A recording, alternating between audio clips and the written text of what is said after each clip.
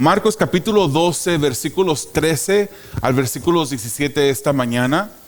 Y yo quisiera compartir con ustedes un mensaje titulado Lo que a Dios le pertenece. Lo que a Dios le pertenece. Hay muchas cosas en este mundo que podríamos decir nos pertenecen a nosotros, ¿verdad? Por ejemplo, si salimos afuera en esta mañana y usted trae unas llaves ahí en su bolsa o en su bolsa de pantalón y usted va a pasar por el estacionamiento, podemos agarrar sus llaves y ir a identificar el carro que le pertenece a usted de acuerdo a la alarma que suene. Y cuando decimos ese carro sonó y esas llaves son de fulano de tal, podemos decir que ese carro es de usted. Hay cosas que nos pertenecen a nosotros que Dios nos ha prestado, y porque nos ha prestado, pues nosotros nos encargamos, somos los mayordomos de esas cosas que Dios ha puesto en nuestras manos. Pero hay muchas cosas, hermanos, y podemos decir que en realidad, si podemos examinar lo que la palabra nos enseña, todo lo que existe le pertenece a Dios. Y es por eso que en esta mañana quisiera compartir con ustedes este mensaje titulado Lo que a Dios le pertenece, en solamente dos puntos, a diferencia de los 3 puntos típicos que tenemos en los domingos. Son del versículo 13 a la primera parte del versículo 15. Vamos a ver el contraste, hermanos, entre un rey verdadero y los hipócritas. El contraste entre un rey verdadero y los hipócritas. Y luego vamos a la segunda parte del versículo 15 hasta el versículo 16 y vamos a ver un rey más sabio que los astutos.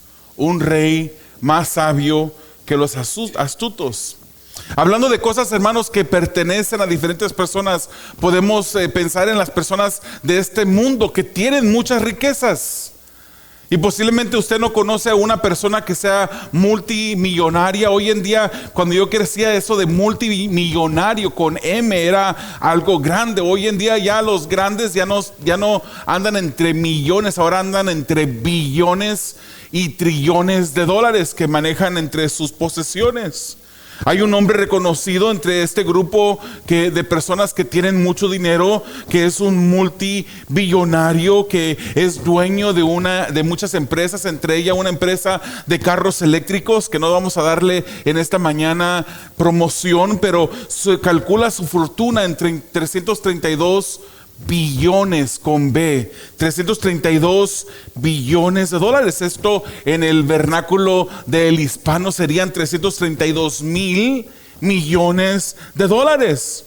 Y se puede decir que es una persona que tiene muchas posesiones. Cuando nosotros pensamos en las cosas que a nosotros nos pertenece, podemos pensar en diferentes cosas. Tenemos casa, carros, dinero en el banco, ropa, zapatos, tenemos herramientas, tenemos muchas cosas materiales que nosotros podemos decir que somos los dueños de ella, porque si podemos tener posesión de ella, las ponemos dentro de una casa o de un garaje con llave, uno lo cuida porque son cosas que uno dice, esas cosas me pertenecen a mí. Seguramente usted, dama, está pensando en la cantidad de zapatos que usted tiene en su closet que ya ni siquiera le caben y tienen que tener múltiples niveles de zapatos para poder acomodar todos los zapatos que ustedes tienen y que sean fácil de poder entrar al zapato. Y veo muchas mujeres que se están sonriendo y también los esposos que se sonríen con sus esposas porque saben que es así. Tenemos muchas cosas, hermanos, muchas cosas, muchas posesiones. Pero la palabra del Señor dice en Ageo capítulo 2 versículo 8: mía es la plata y el oro. Y eso es Dios hablando. Mía es la plata y el oro. En realidad todas las cosas le pertenecen a Dios. Aun cuando Dios es dueño absoluto de todo, hay algo que Dios pide de nosotros. Eso es lo que veremos el día de hoy. En el primer punto de esta mañana vemos en estos versículos 13, 14 y la primera parte del 15 un rey veraz e imparcial frente a los hipócritas. Un rey veraz e imparcial frente a los hipócritas. Dice así el versículo 13: pero enviaron, dice, algunos de los fariseos y de los herodianos para sorprender a Jesús en alguna palabra. Cuando ellos llegaron le dijeron: maestro, Le dijeron a Jesús: Maestro, sabemos que eres veraz y que no buscas el favor de nadie, porque eres imparcial y enseñas el camino de Dios con verdad. Y le hacen una pregunta: ¿es lícito pagar impuesto a César o no? ¿Pagaremos o no pagaremos? ¿Se recuerdan la confrontación de la semana pasada? Para dar un repaso breve, el pasaje anterior al pasaje que estamos viendo es un pasaje donde hubo también otra confrontación. Y en esta ocasión el Señor Jesucristo les platica a los líderes religiosos y también a todas las personas que estaban allí, pero esta historia iba directamente a estos líderes religiosos que querían el control, de la viña que era Israel. Y vemos en este pasaje cómo el Señor Jesucristo les enseña que había un hombre que plantó una viña y la acondicionó, la acomodó para que esta viña diera mucho fruto. Pero luego, después de ir preparándose para irse de viaje, después él arrienda esta viña a unos arrendatarios. Hace un acuerdo con ellos. Pero este hombre se va, y al momento cuando él sabe que ya la viña es el tiempo para que diera el fruto, manda a sus siervos a cobrar de acuerdo al acuerdo que habían tenido el dueño de la viña y los arrendatarios. Pero usted se recuerda lo que pasó. En lugar de que los arrendatarios dijeran: sí, es verdad, tenemos un acuerdo con el dueño y aquí está el pago, aquí está el fruto que le pertenece de acuerdo al acuerdo que teníamos, dice la palabra del Señor que los maltrataron. Y después de muchos intentos, el dueño de haber enviado siervos tras siervos, algunos los siguieron maltratando y a otros incluso lo mataron. Entonces dice Jesucristo que el dueño entonces decide: me queda aún un hijo, el único hijo que tenía. Y pensó el dueño de la viña: enviaré a este hijo, porque a él, aunque a mis otros siervos los maltrataron, seguramente a él no le harán daño, por respeto, porque es mi hijo. Pero este dueño de la viña envía a su hijo. Y cuando los arrendatarios miran a este hijo, lo miran y dicen: este es el único hijo del dueño de la viña. Si lo matamos, podremos tomar posesión de la viña, porque no tendrá otro heredero más a quien darle esta viña. La palabra del Señor dice que estos líderes religiosos se fueron sabiendo que Jesucristo había dicho esa parábola por ellos. Y ahora vemos a estos líderes de nuevo, hermanos. Ellos se habían ido, pero ahora regresan, enviando a otras personas en su lugar. Después de esta confrontación que Jesús les hace a estos líderes religiosos a través de esta parábola, estos líderes volvieron, como nos muestra Marcos 12, con intentos repetidos, hermanos. Si usted mira el capítulo 12, usted va a ver que esta no es la última confrontación, sino el próximo mensaje del próximo domingo también veremos otra confrontación entre los líderes religiosos y Jesús. El pasaje paralelo, hermanos, de Mateo capítulo 22, versículos 15 al 22, nos dice que los fariseos deliberaron. Los fariseos se pusieron de acuerdo antes de enviar a estas personas. Deliberaron. La deliberación examinaba la cuestión de cómo atrapar a Jesús. Ellos odiaban a Jesús. Eran personas religiosas que por fuera parecían ser personas que respetaban a Dios, personas que parecían que honraban a Dios, pero por dentro había odio, por dentro había ese odio por el Hijo al cual querían matar para seguir siendo los dueños de la viña.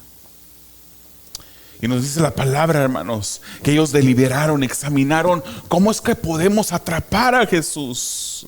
Es obvio, hermanos, que en la deliberación de los fariseos, esos querían poner el poder y la autoridad del gobierno del lado suyo y en contra de Jesús. Ellos seguramente al deliberar pensaron: de esta manera podemos atrapar a Jesús. Si lo hacemos decir algo para poder agarrar a un grupo de personas que estén en contra de Jesús. Es obvio, hermanos, esto. El Imperio Romano, hermanos, vamos a ver un poquito de historia. Espero que no se me vayan a quedar dormidos en este pasaje de la historia. Vemos que el Imperio Romano había conquistado diferentes grupos de pueblos, diferentes naciones, y les había impuesto impuestos, válgase la redundancia. Les había ordenado que pagaran impuestos. En el momento que Jesús nació, el emperador del Imperio Romano era Octavio Augusto.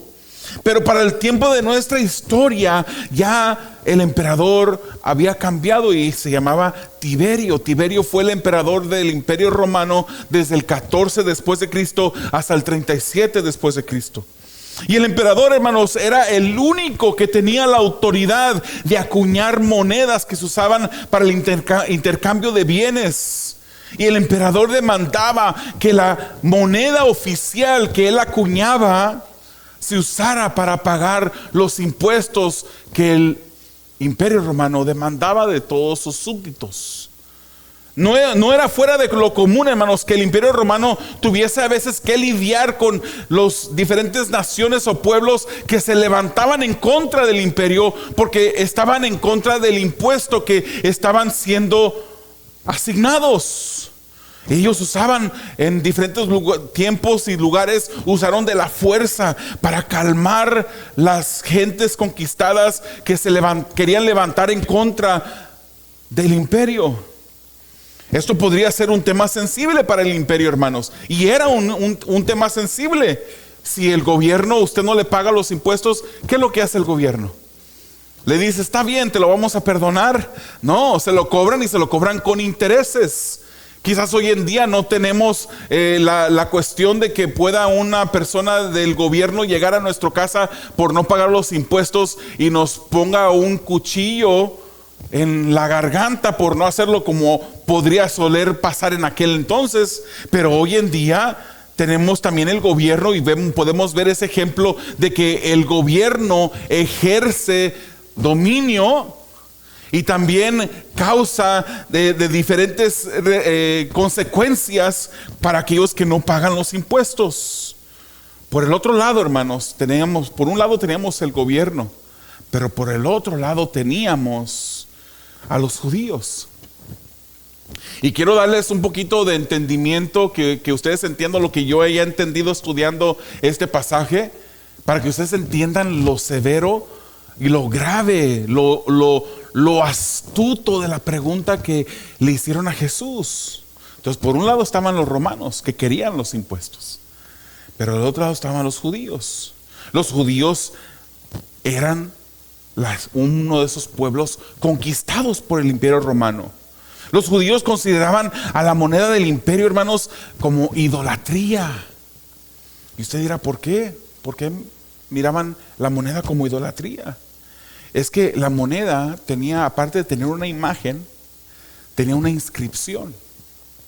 La inscripción del denario que se usaba en aquel entonces decía Tiberio César Divi Augusti Filios Augustos, que quiere decir Tiberio César, el hijo del divino Augusto.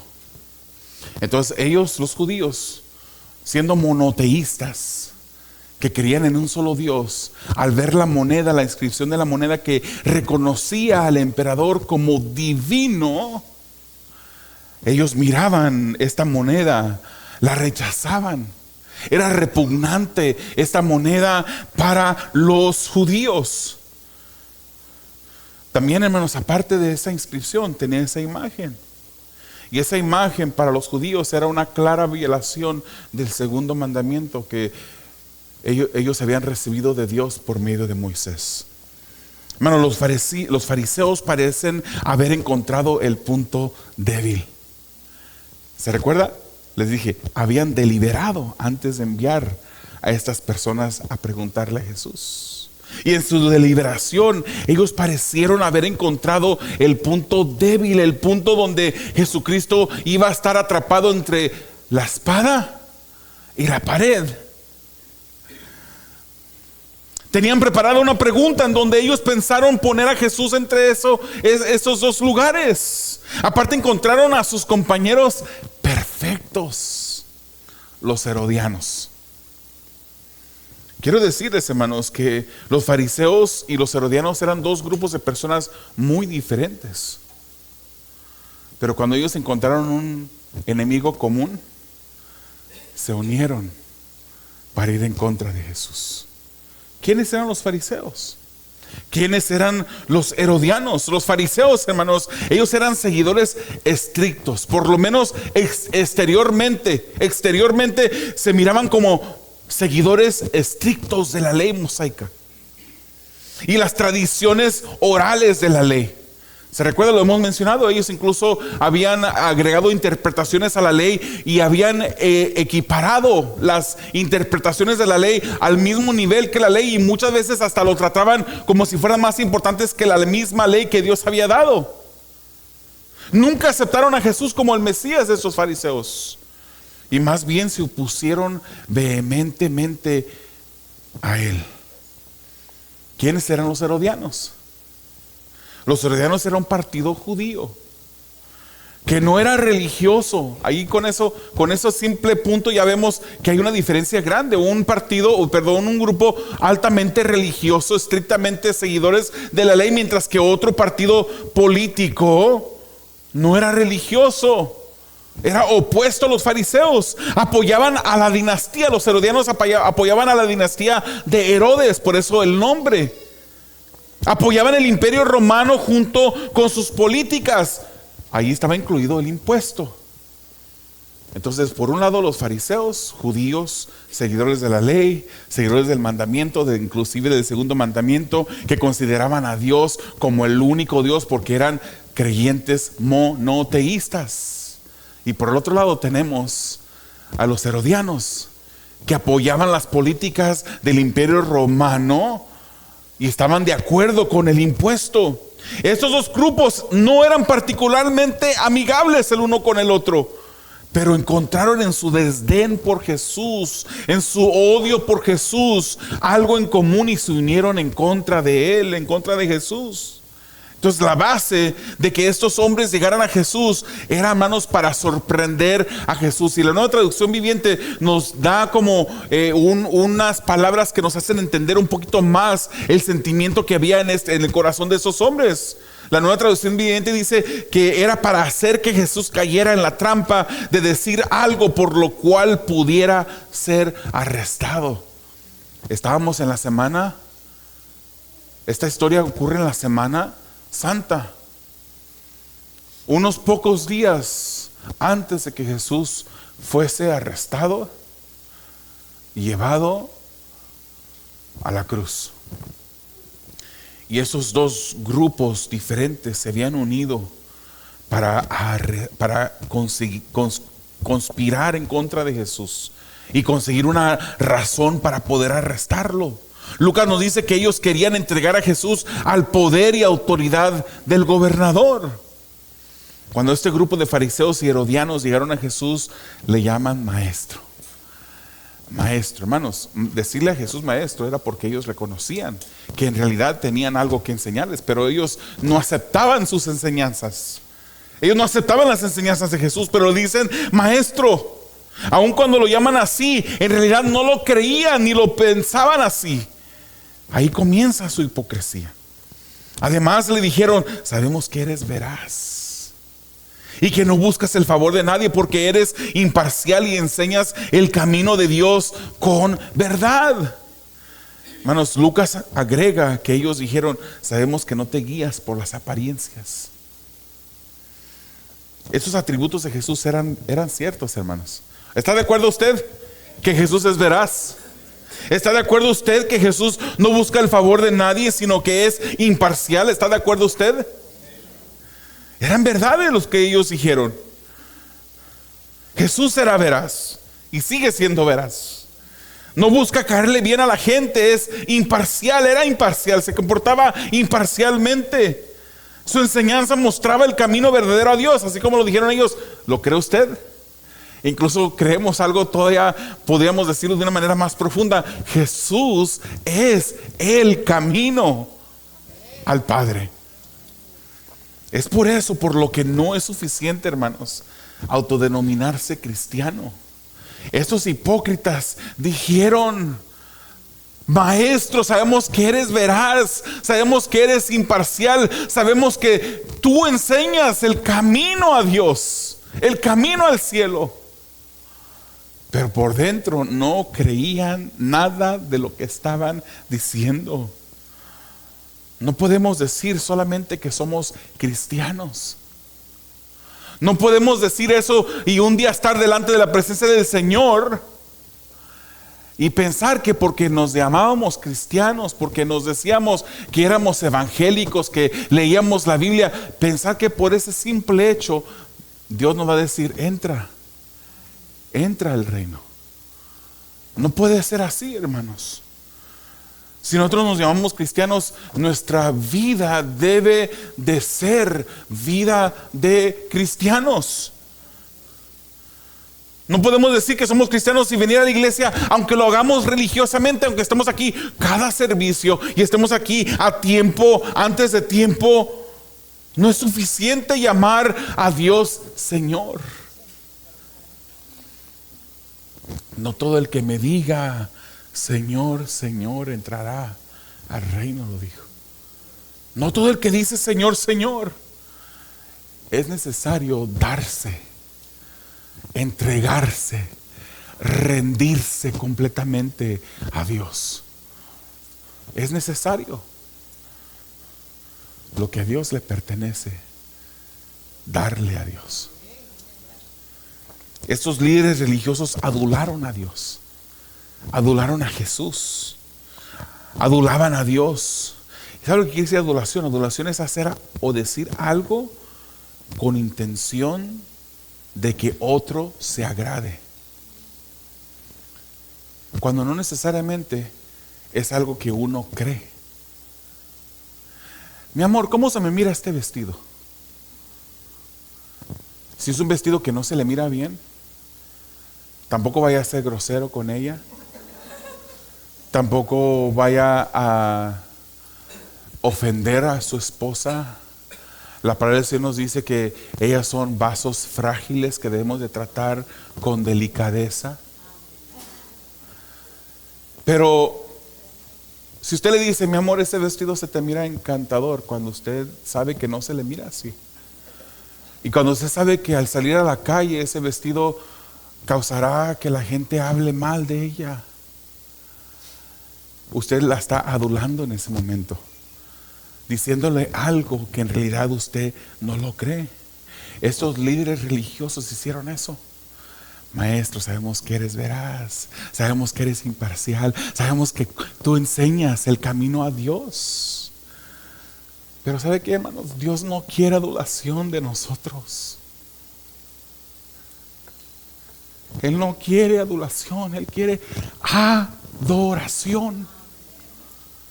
Es lo que Él quiere de nuestras vidas.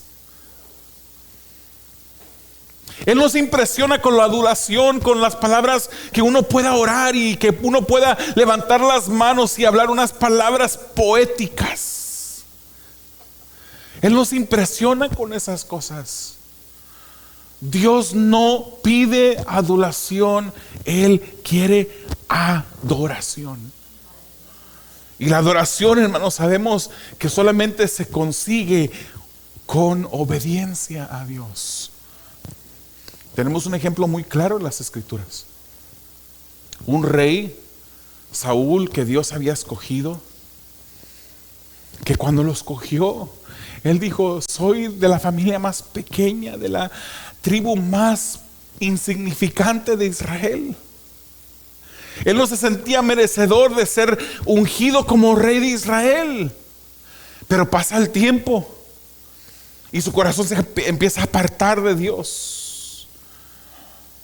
Y llega el profeta Samuel y le dice: el Señor me ha mandado que vayas a tal lugar y destruyas a toda esa gente.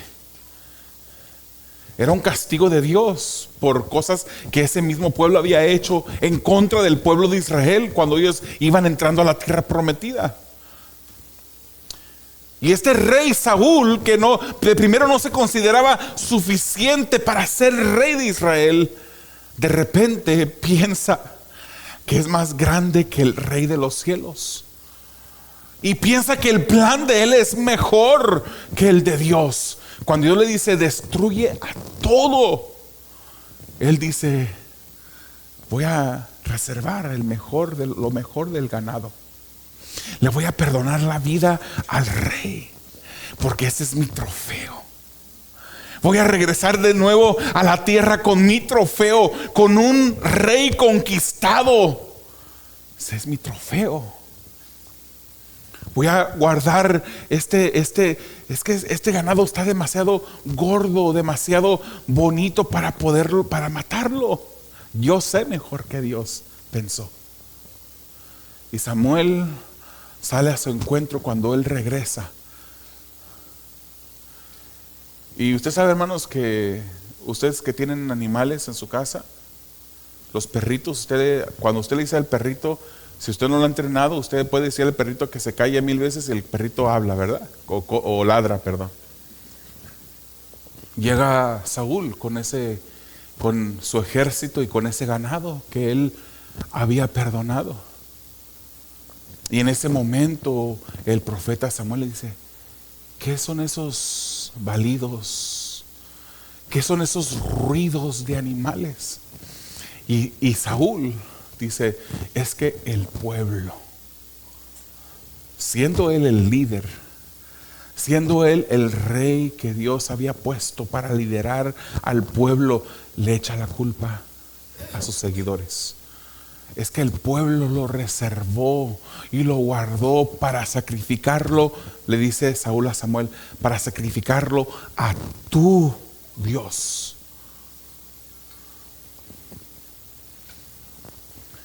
Y fue ahí donde Samuel le dice esas palabras tan famosas. A Dios, hermanos, no le impresiona los sacrificios externos. Dios lo que quiere es obediencia. ¿Qué le agrada a Dios más? ¿El sacrificio de animales engordados o la obediencia de un corazón sumiso a Él? Dios no quiere adulación de nosotros. Él lo que quiere es obediencia. Obediencia.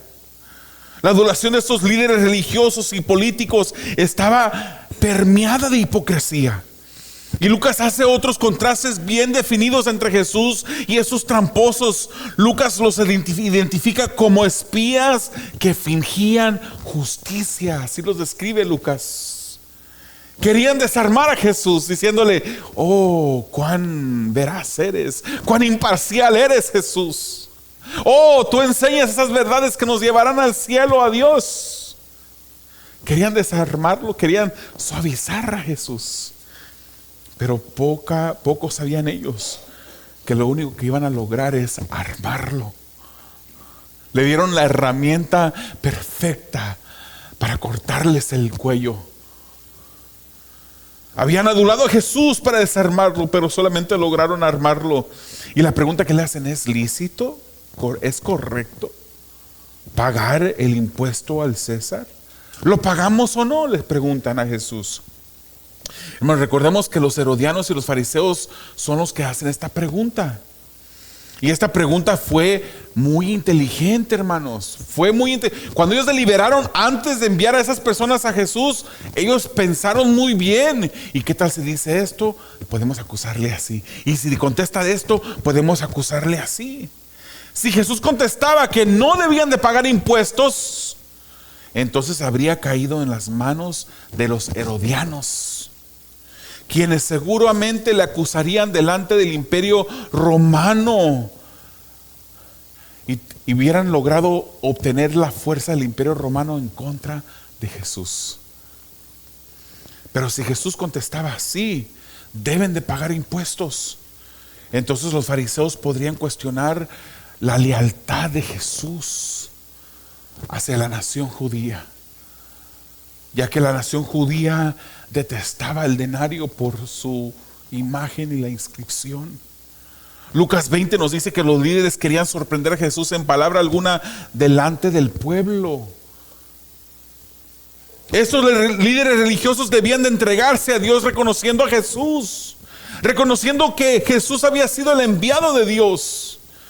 Aparte, debían de haber conocido que Jesús era ese rey del reino de Dios. Hermanos, el simple hecho de que ellos llamaran a Jesús veraz e imparcial mostraban por sus acciones que no eran sinceros, pues no seguían las enseñanzas de Jesús. Adulaban a Jesús, no lo adoraban, lo adulaban. ¿Cuánto de nuestras acciones pudiéramos decir que son obedientes a Dios? Si pudiéramos hacer un examen de nuestras vidas y examinar, Señor, ¿qué tan obediente soy? ¿Qué tan obediente es mi vida delante de ti? Si tú en este momento estás cara a cara, frente de mí, ¿me llamarías, me dijeras, eres 10% obediente? ¿Eres un 50% obediente? ¿O eres más del promedio? ¿Qué diría el Señor de nosotros? Nosotros también le llamaríamos veraz e imparcial, como lo hemos llamado. Yo digo, Jesús es veraz e imparcial. Usted también lo dijo. Pero estamos viviendo en acción como que de verdad creemos esto de Jesús. Vivimos sus verdades. Obedecemos sus verdades. ¿Nos hemos entregado verdaderamente a Dios como nos dice la Biblia, o solamente estamos ejerciendo sacrificios externos de adulación ante Dios y en verdad no lo estamos adorando como el Rey de Reyes y Señor de Señores que es? ¿En qué lado estamos? Hermanos, Romanos 12, versículo 1 nos dice: por tanto, hermanos, les ruego por las misericordias de Dios que presenten sus cuerpos como sacrificio vivo y santo, aceptable a Dios. Ese es vuestro culto racional. Ese es el culto racional de ustedes. Esa es la verdadera adoración, que nos entreguemos a aquel que es nuestro dueño. Le pertenecemos a Dios. Debemos de vivir para Dios, darnos como ofrenda de adoración a Él, porque sin obediencia no puede haber adoración genuina. El segundo punto del mensaje, versículos 15 al 17: un rey sabio que frustra y maravilla a los astutos. Dice el versículo 15, la segunda parte: pero él, dándose cuenta de su hipocresía, les preguntó: ¿por qué me están poniendo a prueba? Traigan un denario para verlo. Se lo trajeron y él les dijo: ¿de quién es esta imagen y la inscripción? De César, le contestaron. Entonces Jesús les dijo: den a César lo que es de César, y a Dios lo que es de Dios. Y se maravillaban de él. Las intenciones de estos líderes, hermanos, no fue algo oculto para Dios. A Dios no se le puede engañar. Y Jesús, siendo Dios, no lo pudieron engañar a Jesús. Nosotros podemos engañar a las personas que están a nuestro alrededor. Nosotros podemos parecer personas piadosas, personas buenas, pero es Dios el que pesa verdaderamente las intenciones del corazón. Es Dios el que traspasa con su mirada hasta llegar a lo profundo del corazón de cada uno de nosotros. Las intenciones de estos líderes no fue algo oculto para Jesús. Jesús pudo de inmediato ver que su pregunta era falsa y con intenciones no declaradas. Fíjese, Lucas nos dice que Jesús percibió su astucia. Jesús percibió la astucia de estos hombres. Y Mateo nos dice que Jesús identificó en ellos malicia aparte de hipocresía. ¿Por qué me están poniendo a prueba?, les pregunta Jesús. Entonces él pide ese denario. Tráiganme un denario. y hace una pregunta: ¿de quién es la imagen y la inscripción en esta moneda? Él la muestra. ¿De quién es la imagen y la inscripción de esta moneda? Y ellos mismos contestaron: de César. Entonces Jesús les dijo: den a César lo que es de César y a Dios lo que es de Dios. Esto dejó, hermanos, a los que lo cuestionaban maravillados de él. Los dejó callados, como quien dice, con la boca abierta. Habían deliberado antes, pensaron: ok, si le hacemos, esta es la pregunta perfecta para hacerla a Jesús, porque si contesta algo así, podemos agarrar el gobierno romano en contra de Jesús. Si contesta esto otro, pondremos al pueblo en contra de Jesús. Pregunta perfecta. Pero ellos se quedaron con la boca abierta porque no se imaginaron lo que Jesús respondería. Los líderes pensaron atrapar a Jesús. Pensaron encontrar la astucia suficiente y la sagacidad suficiente en una pregunta para atraparle. Pero Job, hermanos, claramente nos dice en el capítulo 5, versículos 12 y 13: Él frustra las tramas de los astutos para que sus manos no tengan éxito. Él prende a los sabios en su propia astucia, y el consejo de los sagaces pronto lo frustra. No hay inteligencia sobre la inteligencia de Dios. No hay sabiduría sobre la inteligencia y la sabiduría de un Dios eterno en quien reposa toda la sabiduría. Así como en Marcos 12:2, hermanos, en la última historia de la semana pasada, Mateo nos dice que estas personas, aunque Marcos no lo menciona otra vez, Mateo dice que después de esta respuesta, ellos dejaron a Jesús y se fueron. Era tal la dureza de su corazón que no se permitieron reconocer delante del pueblo la sabiduría de ese maestro, el maestro que ellos mismos habían llamado maestros. Y estos líderes religiosos debían de entregarse a Dios, reconociéndolo a Jesús como quien era, el enviado de Dios. Aparte, debían de conocer a Jesús como rey del reino de Dios. Pero con su respuesta, Jesús hace un contraste claro entre dos reinos existentes. ¿Cuál fue la respuesta de Jesús? Den a César lo que es de César y a Dios lo que es de Dios. La palabra clara, hermanos, nos enseña y nos muestra que el gobierno de esta tierra es Dios quien lo ha instituido. Es Dios el que pone y quita reyes. En ninguna parte de las escrituras podemos aceptar que seamos personas revolucionarias, que nos vayamos en contra del gobierno. Ahora sí, hay una distinción, que entre estos dos reinos hay un reino que es superior. Es por eso cuando los discípulos salieron y se les impidieron que predicaran, ellos dijeron: nos es lícito obedecer a Dios antes que a los hombres. Nos debemos a Dios, hermanos. Entre el mundo hay un reino, pero también hay un reino celestial. Y Jesús hace un contraste entre esos dos reinos.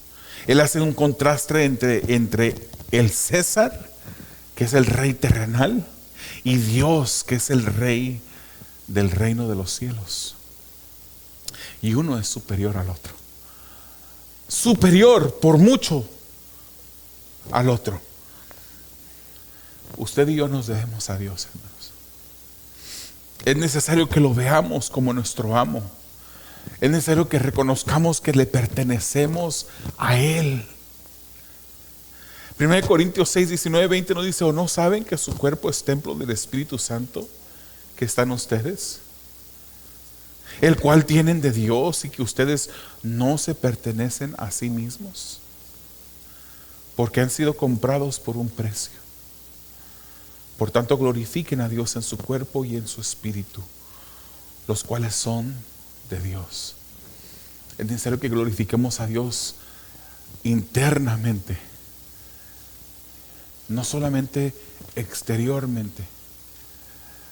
Y la manera de glorificar a Dios es adorándolo, amándolo, obedeciéndolo. ¿Cuánto amas a Dios?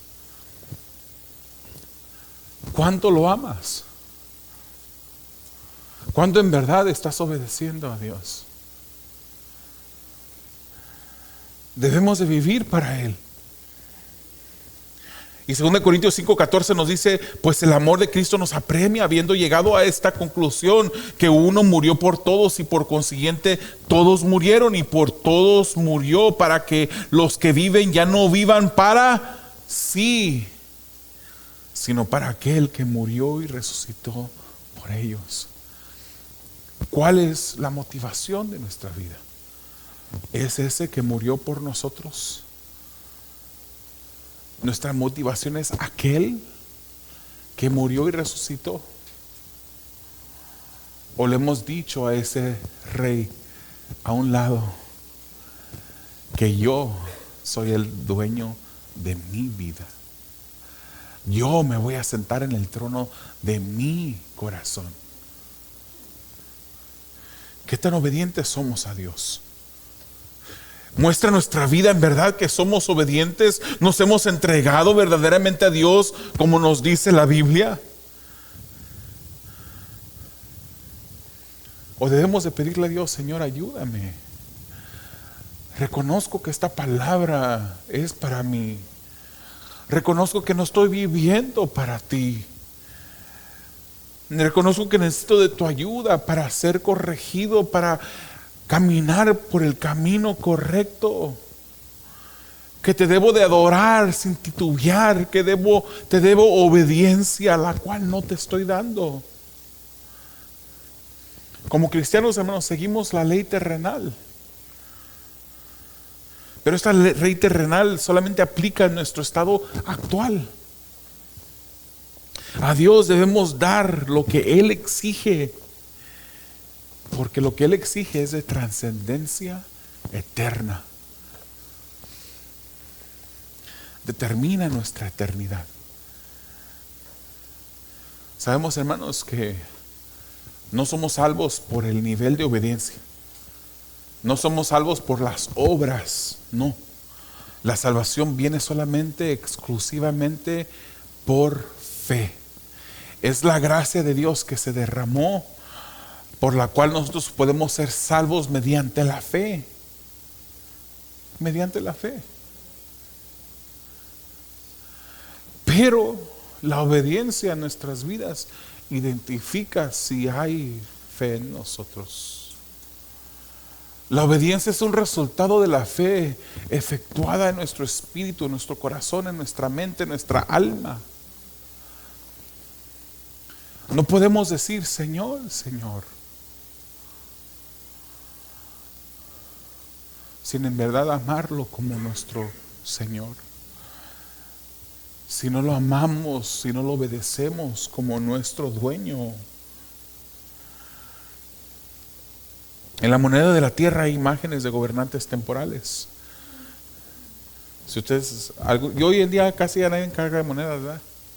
Aparte, pues que cuando uno va caminando se van moviendo esas monedas y hacen ruido. Pero si usted tiene una moneda en su carro, usted la puede agarrar y la puede ver.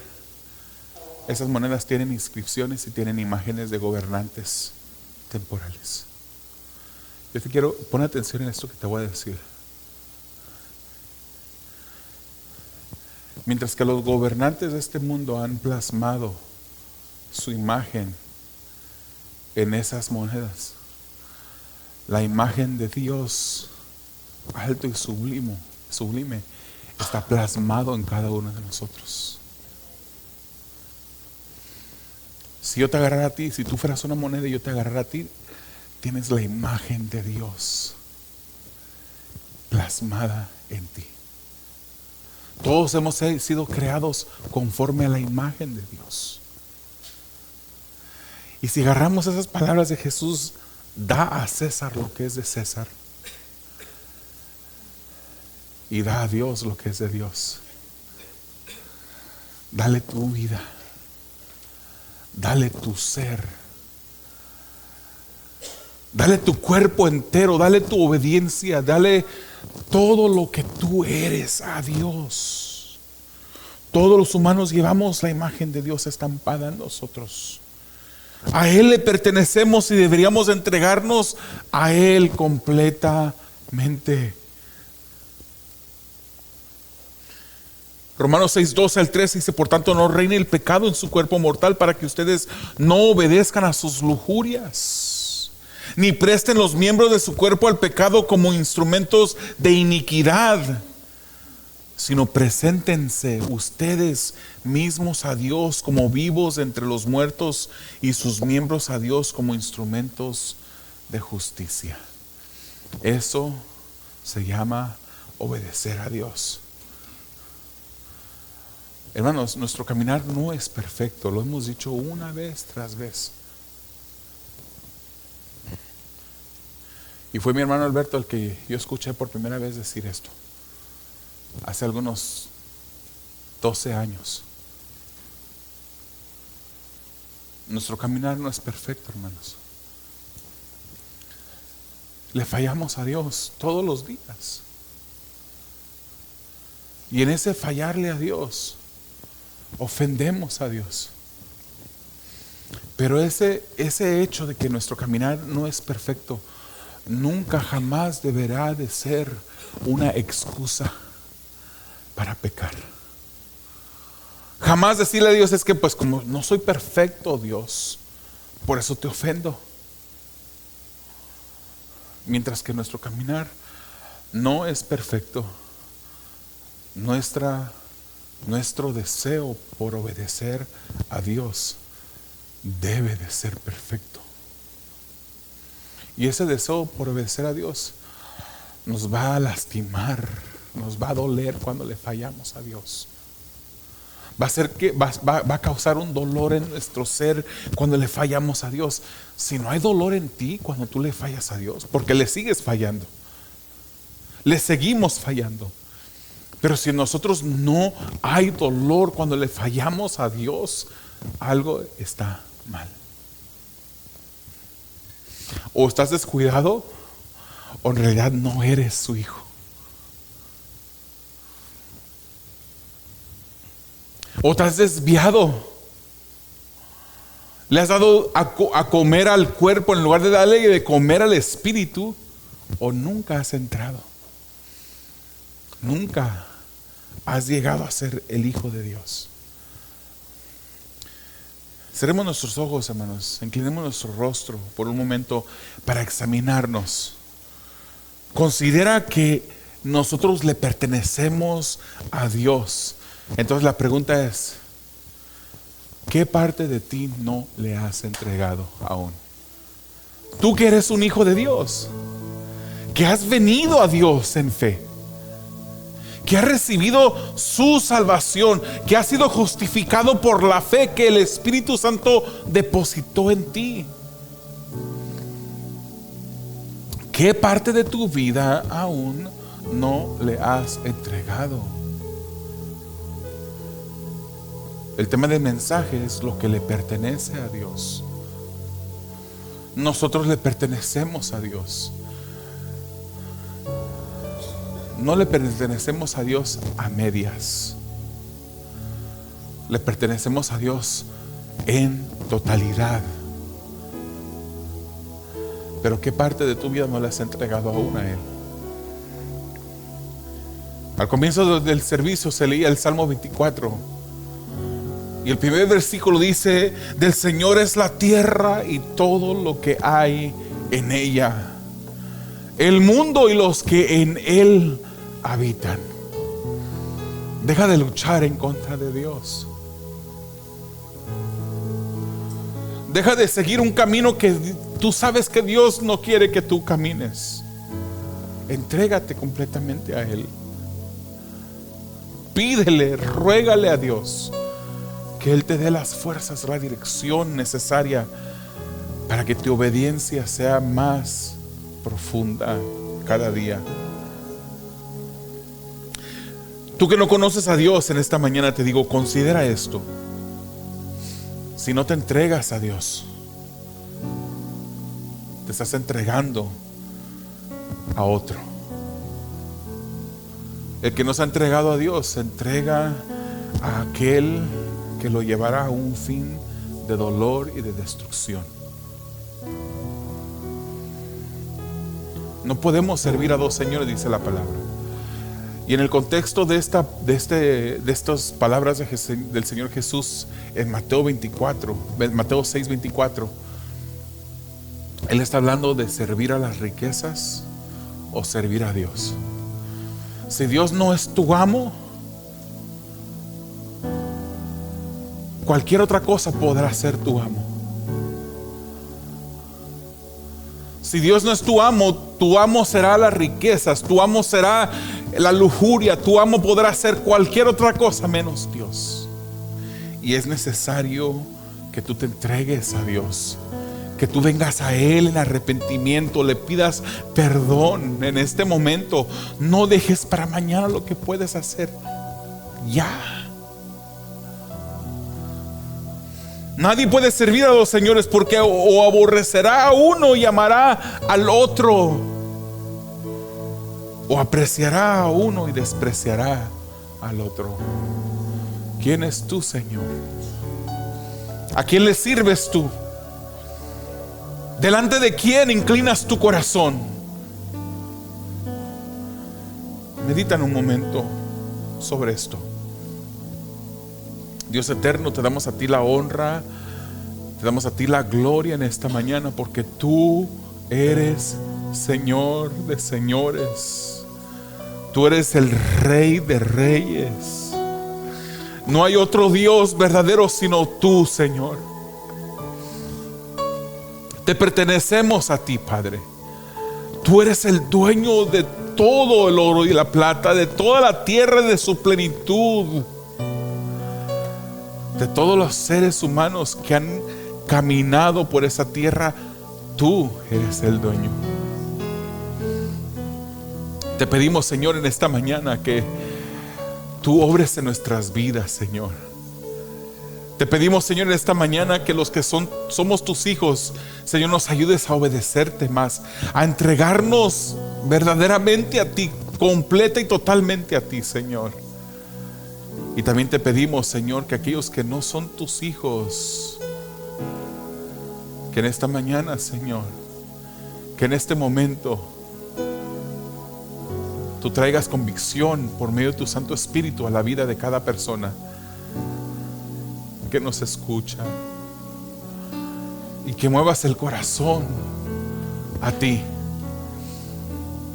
que muevas la mente a humillarse delante de ti, para que tú te conviertas en Señor de sus vidas, en amo total de ellos. Haz la obra, Señor, que solamente tú puedes hacer. Te lo pedimos en el nombre de Jesús. Amén.